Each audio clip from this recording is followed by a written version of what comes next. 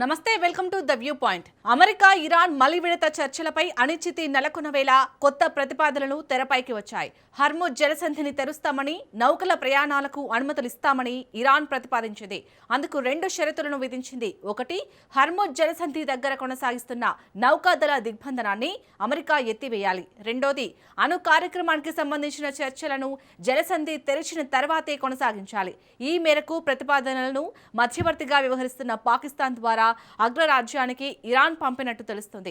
దీనిపై అమెరికా అధ్యక్షుడు ట్రంప్ స్పందించారు. ఇరాన్ ప్రతిపాదనలు గతంతో పోలిస్తే మెరుగ్గా ఉన్నాయని, ఒప్పందం కుదుర్చుకోవడానికి సరిపోవని వ్యాఖ్యానించారు. ఇజ్రాయెల్, లెబనాన్ మధ్య జరుగుతున్న చర్చలను హెజ్బొల్లా తీవ్రంగా తప్పుపట్టింది. ఇది ఘోరమైన పాపమని, ఈ చర్చలు దేశాన్ని అస్థిరపరుస్తాయని హెచ్చరించింది. దీనిపై లెబనాన్ అధ్యక్షుడు జోసెఫ్ ఔన్ తీవ్రంగా స్పందించారు. చర్చలు జరపడం దేశద్రోహం కాదని, విదేశీ ప్రయోజనాల కోసం దేశాన్ని యుద్ధంలోకి దింపడం అసలైన ద్రోహమని హెజ్బొల్లా పేరు ప్రస్తావించకుండా వ్యాఖ్యానించారు. మరోవైపు లెబనాన్పై ఇజ్రాయెల్ జరిపిన దాడుల్లో 14 మంది మరణించారు, 37 మంది గాయపడ్డారు.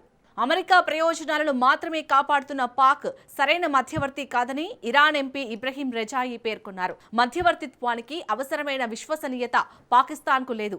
లెబనాన్ విషయంలో అంగీకరించలేని విధంగా అమెరికా డిమాండ్లు తెరపైకి తీసుకొచ్చినప్పుడు పాక్ అడ్డు చెప్పలేదు.